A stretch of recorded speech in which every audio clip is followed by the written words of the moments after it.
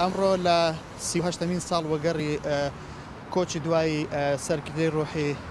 کورد بە مەلا مستەفای بارزانی ژمارەیەک لە کوردانی سۆڤیەت یاخود بڵێن کوردانی رووسیا بە ئامادەبوونی نوێنەری تایبەتی سەرۆک بارزانی بەڕێسێ من هەورامی و هەروەها ژمارەیەکی زۆر لەو قوتابی و خوێنکارانەی کە بۆ درێژەدان بە خوێندن هاتوونەتە بەردەم ئەو شوێنەی کە بارزانی نەمر لە ساڵی 1954 تا ساڵی 1950 تێیدا ژیاوە لە هەمان کاتدا کە سەرقاڵی خوێندن بووە لە ئەکادیمی سەربازی فرونزەی. ئەمڕۆ وەکو ڕێزگرتنێک لە خەبات و تێکۆشانی سەرکردەی کورد بارزانی نەمر ئەم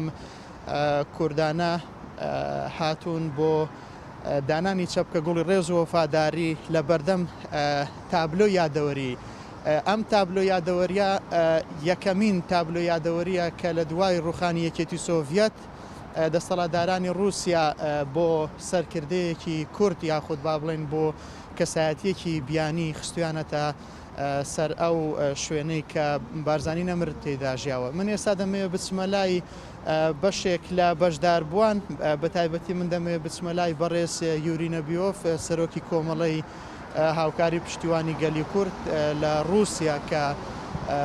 یەکێک بووە لە سەرپەرشتیاران یاخود ڕێخەرانی ئەم مەراسیمە. دەم باش کاکی یوری، ئەم دخوازین و ژۆرە ببیستین و ئارمانج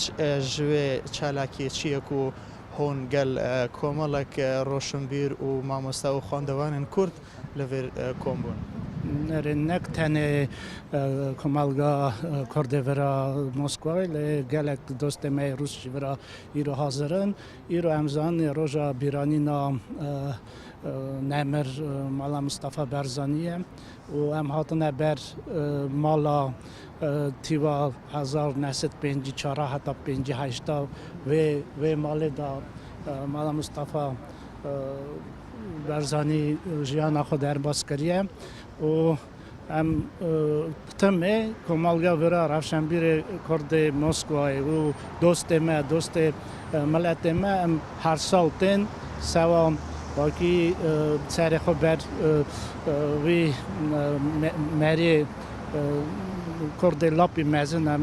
سەرێ خۆ بەروی داینن. Ez dikarim bêjim wekî çiqa dem derbas dibe daha kirinê mala Mustafa Barzanî daha rind tê nekevşê mezinaya wî daha rind tê kevşê. Îro ev dara mala Mustafa Barzanî nemir daçikan dibû îro em bi vê yekê ev kurdayetiya wî û kirinê wî îro kevşe. Îro em bi vê yekê fernak dibin û em bi vê yekê ay hatina me vira eva em ça qeder û qîmetê didine kirinê wî mezin. دیسا ئەم دچینە جەم کاک هەژار شامیلۆڤ ئەویش یەک ژێ ڕۆشنبیرێن کوردێن رووسایە. کاک هەژار هۆن ژمەرە کەرەمکەن ئارمانج کۆمبوونەوە لەڤەر ئیرۆ چییە هەون دخوازن چ پەیامێک بدەن گەلێ کوردستانê di roja matemînê gelê Kurd e. Vekî dêzanîn Mêla Mustafayê Nemir demekî dirêj li Sovetîstana maye vê malê jiyan kiriye îro jî rojê mirina Mêla Mustafaya Nemir e. Mêla Mustafa Berzanî remzê xettê netewiyetê Kurdistanê ye. Li Kurdistanê her tim du xet bûye. Yek xettekî her tim têkildar dagirkeran bûye, peyvendiye dagirkeran çekiriye bi navê çep, bi navê rast, xettekî jî bûye xettê netewiyet. Mêla Mustafa Berzanî sembola remzê xettê netewiyet e. Ji ber vê yekê qedrê wî di nav gelê Kurd pir mezin e. Niha jî Mêla Mustafa Berzanî miriye jî îdeya wî, ramanê wî zindî ye û Mêla Mustafa Berzanî niha seroktiyê xettê netewiyetê Kurd dike. سپاس بەڵێ من دەمەوێت بۆ بینەر و بیسەری کوردستان 24 ئاماژە بۆ بدەم کە ئێستا ئێمە لە بەردەم ئەو شوێنەوە وەستاوین کە بارزانی لە ساڵی 1954 بۆ 1950دا ژیاوە و هەروەها 5 خولەک لێرەوە ئەو قوتابخانەیەش کە قوتابخانەی کادران بووە لێرە بۆ ماوەی چەند ساڵێک دەرسی تێدا خوێندووە. من ئێستا دەمێ بسمە لای بەڕێز هێمن هەورامی نوێنەری تایبەتی سەرۆک بارزانی کە لەگەڵ کوردانی رووسیا بەشدارە لەم مراسیمەدا.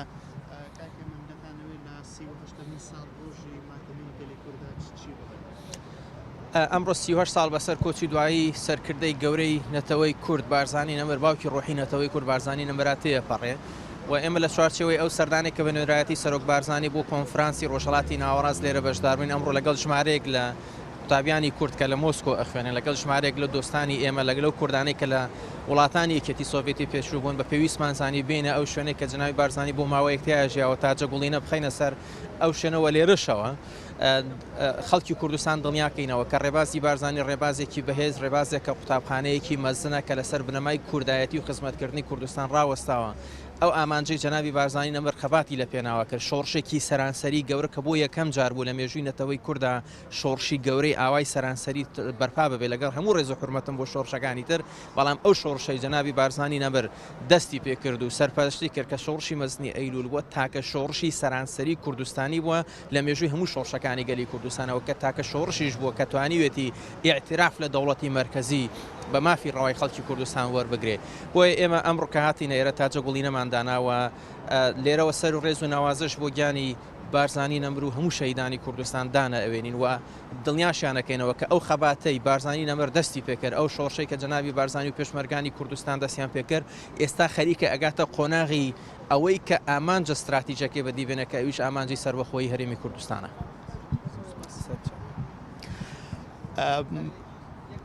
بەڵێ وا دیارە هێشتا پۆل دەستە دەستە ئەو کوردان کە لە رووسیا دەژین دێن بۆ دانانی چەپکە گوڵ و هەروەها نەک هەر لە بۆنەویادەکاندا بەڵکو بەردەوام ئەو کوردانەش کە بەسەردان دێن بۆ رووسیا کوردان لە هەموو دنیاوە دەخوازن و دێن سەردانی ئەو شوێنە دەکەن چەپکە گوڵی ڕێز و وەفاداری دادنێنە بەردەم تابلۆی یادەوەری بارزانی نەمر کە لە مۆسکۆ دانراوە بەردەوام و دەچن بۆ ئەو شوێنەی ئەو قوتابخانەی کە بارزانی لێی خوێندەوە بە تایبەتی ئەکادیمیای فرۆنزا کە ئەکادیمیایەکی سەربازی بەناوبانگە لە سەراستینە و دەوڵەتیش بەلەگەلێک سپاسش بۆ تا خۆشایی محەممەد پێیامدرێمە کۆژ مۆسکۆی تر بازی تێدا خوێندووە و هەروەها قوتابخانەی تریش کە